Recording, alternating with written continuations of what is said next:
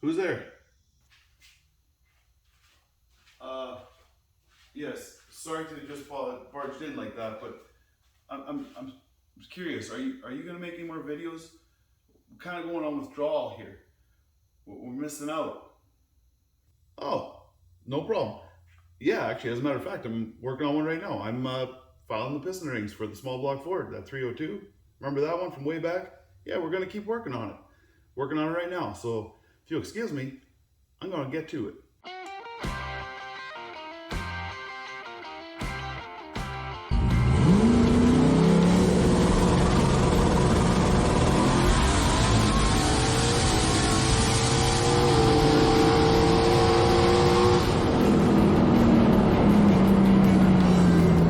All right, ladies and gents, thanks for coming back, checking out another video. Sorry it took so long here to get another one out.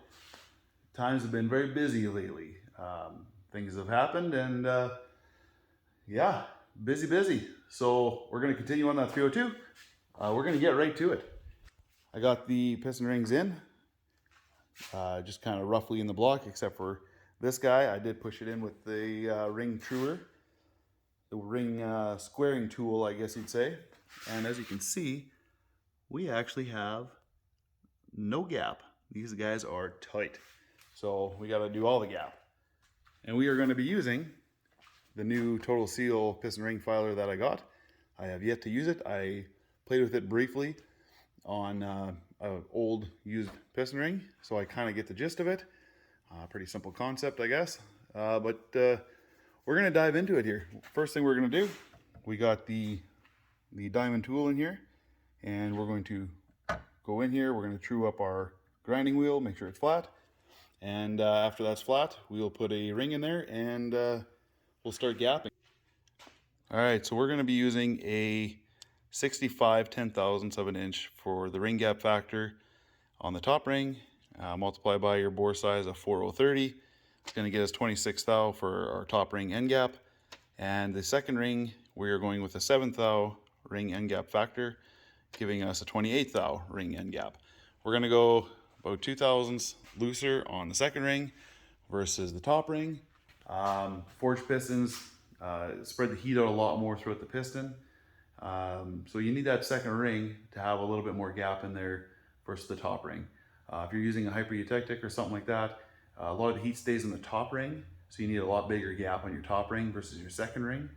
And then once it heats up, your second ring will usually end up having still a little bit more ring end gap than your top ring, just because that top ring will heat up so much more and close up that large gap.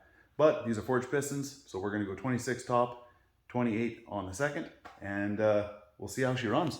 All right, so I got the diamond tool in here. I'm going to just touch it up real quick on the grinding wheel there to make sure it's true. I already did this once prior. I'm just going to touch it up now real quick like.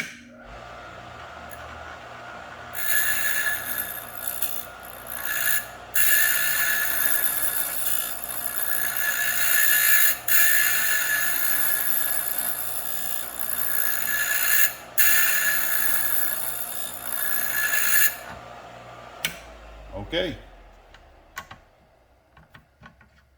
should be good to go.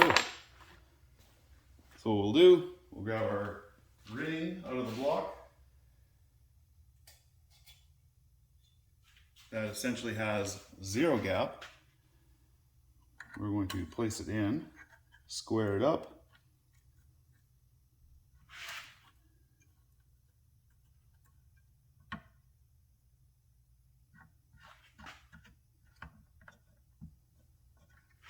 We're going to size this thing to our ring size so we can hit it quicker on the next one.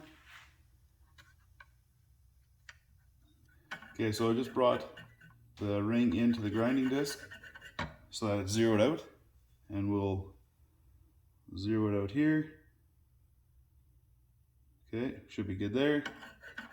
So we're zeroed. So I'll fire this thing up and then I'll start taking some material off this thing.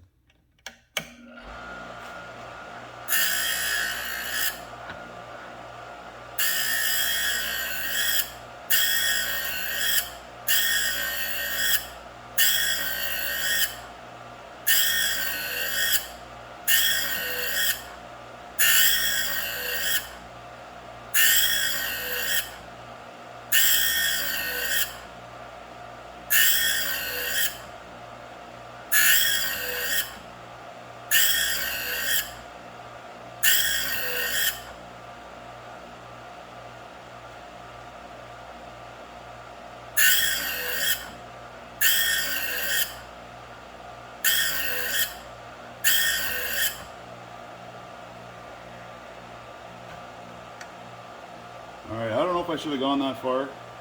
I went straight to 20 on my first go. I'll just quickly deburr that thing.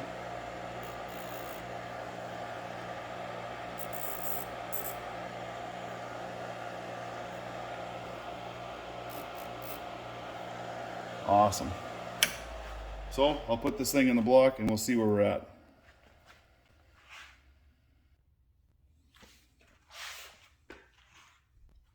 I also got my piston ring squaring tool here that we are going to use to make sure it's square. So when I put the rings in, I got the gap towards me and I just give them a squish together so it goes into the bore easy. I flip it down and then I can use the squaring tool after that. And I'll just reach in there, I'll pull the ring up to the squaring tool.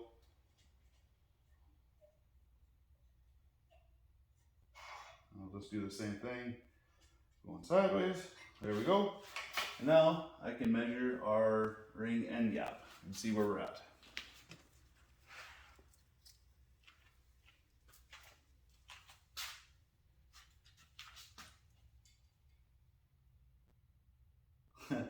That's perfect. I just put a 20 thou feeler gauge in there because I know I took off approximately 20 from the dial, and that is a snug 20 right there. So that worked out pretty good. Now we'll just repeat that step to get the other 6 thou clearance that I need.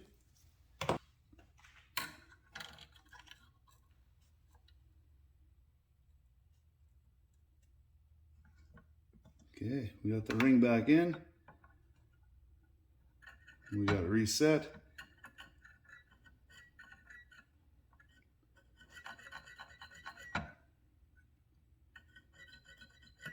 Okay, we got us a 0.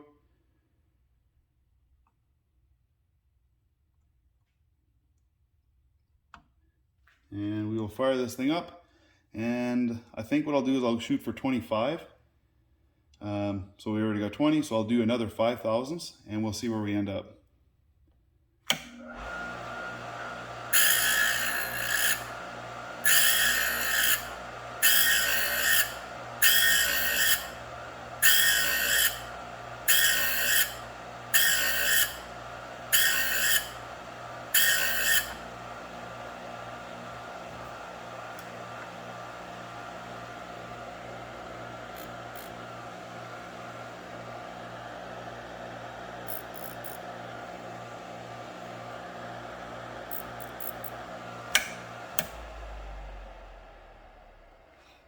All right, we'll take it back to the block.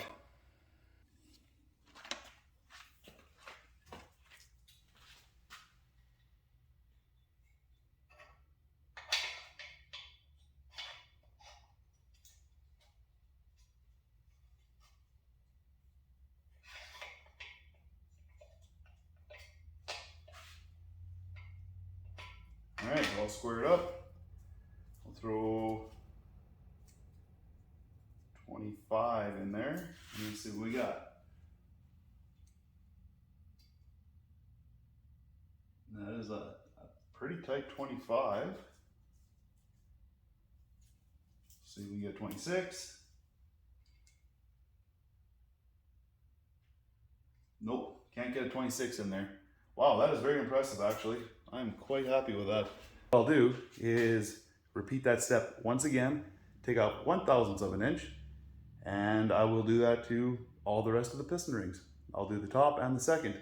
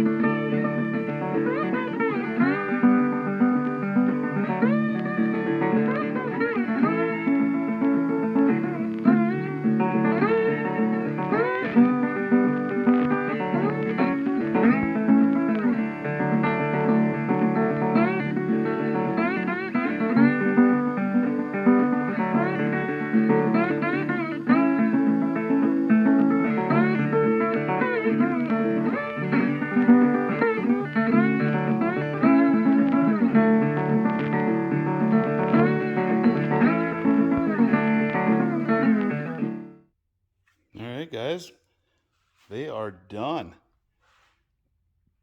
That was a pretty quick time lapse. I expected that to go a lot longer. I don't know exactly what time it was that I started that, but I can tell you, that machine is awesome. I know it's pretty expensive, but if you're gonna build a couple motors, it might be worth it in the long run. I always use the hand crank beforehand. Oh my goodness, you get some of those tool steel type top rings, man, you'll be there forever grinding away at those things, trying to get your gap. This thing, I don't know, that must have been only, I don't know, 15 minutes? I don't know. Time lapse only 1 minute and 30 seconds, so whatever it took me, it was nothing. I got all of them done. All 16 hammered out just like that. Well, I think I'll call it good with this 302 for today. Next steps on it are, gotta wash it, gotta final wash this thing. I'll take the bearings and stuff that I have in it still, the rings out. I'll go through it with brushes and soapy water and clean all the oil galleys and everything, get it nice and spotless, and then it's time to assemble it. So we'll get the short block together next. So that's pretty exciting. Also, it's racing season. We have a S10 that I haven't talked about a whole lot. Me and my buddy Wes, so to speak, are halfers on it. I don't know with the proper terminology there, but started off with my truck and his powertrain, and we kind of just tuppy-schmotted the two, and now we're going fast together. So it's working out great.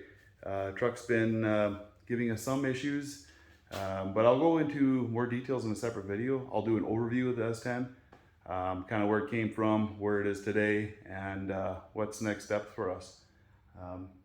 Yeah, and then hopefully next time we're out at the track, which is about 2 weeks from today, so depending when the video comes out, we're looking at July long, is we're hoping to go up to Gimli, take it out there if all goes well, and make some more hits on there and finally start turning it up. So stay tuned for that. But yeah, other than that, thanks a lot for watching, and stay tuned.